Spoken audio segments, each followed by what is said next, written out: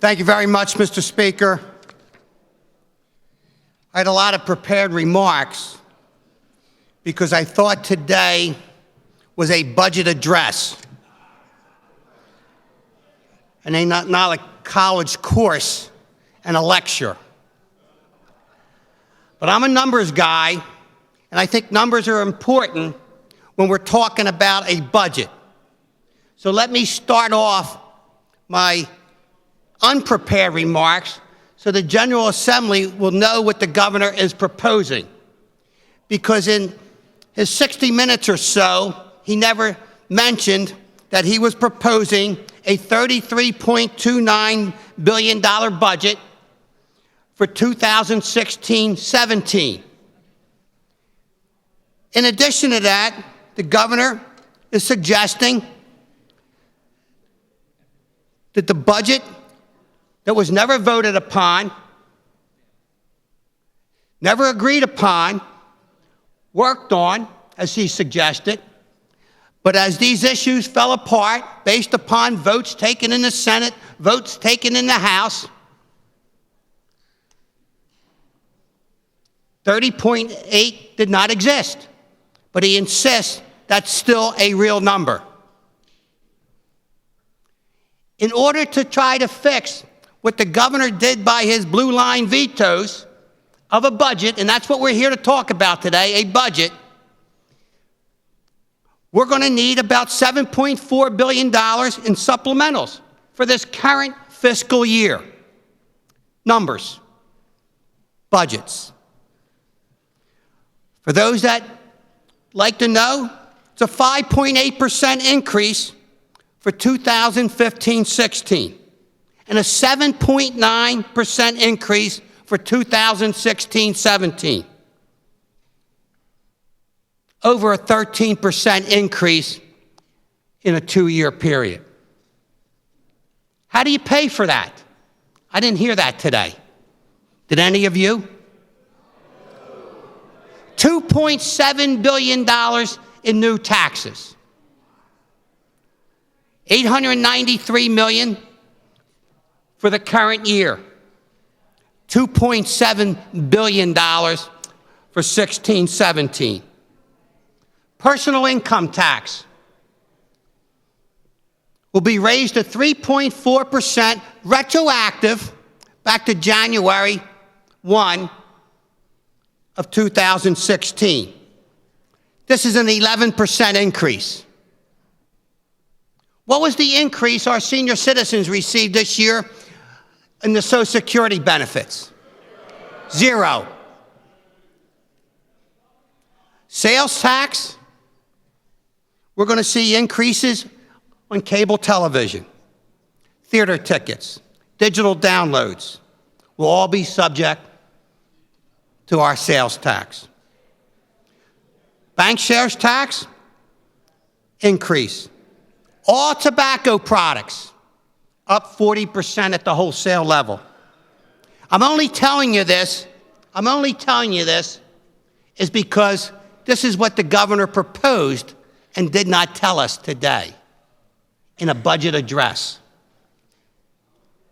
Also, a 8% tax on promotional play at casinos.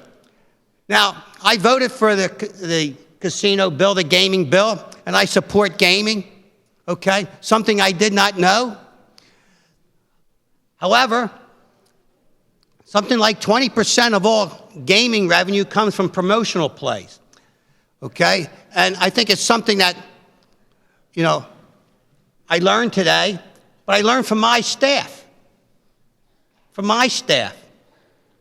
The governor is proposing it. I was hoping to learn a little bit more from the governor's proposal. And I'm looking forward to learning more about that proposal. Because I certainly do not want all those jobs that our Pennsylvania residents are employed by those casinos to affect their employment. I've heard an awful lot about the structural deficit. I happen to agree with the governor that there is a structural deficit. I just don't believe to go about it the same way as the governor does. Governor Wolf is not the only businessman in the Commonwealth of Pennsylvania. There's many of us that are also businessmen, have been running our own businesses for many years. So let me suggest to you another way to handle a structural deficit. You take care of that first. And the way you do that is you go through your expenses and make sure every expense that's being put out is necessary. Ordinary and necessary expenses. You fix the structural deficit before you start adding more spending. You don't increase spending by 10% and try to fix whether it's $1.5 or $2 billion structural deficit. Our taxpayers understand problems and are willing to work with us. But they're not going to stand for a 10% increase in spending. And on top of that, trying to take care of a structural deficit. The governor says there's only two paths to get this done. A tax and spend path and a bankruptcy path. Well, ladies and gentlemen, I'm telling you here, right, we can put a middle-of-the-road path on the governor's desk, like we did in December, that increased education spending by $400 million. The governor talks about agreed-to framework budget. Well, it's funny that when the governor sits down and agrees to that Plan Con was going to be worked out and was going to be taken off the general fund, but when he doesn't get his own way, that's out now. That's out now. We actually decreased funding in education. Why do I know that? I've seen it on every commercial, every half hour in my home. The only time I faced him appear on television was during the Super Bowl. He finally didn't have enough money to put us on the television. Let me tell you, whether I agree with him or disagree with you, I have a lot of respect for everybody in this place. Keep your jobs. You're doing a good job. Stand up for your taxpayers. We worked over 24 days in the month of December.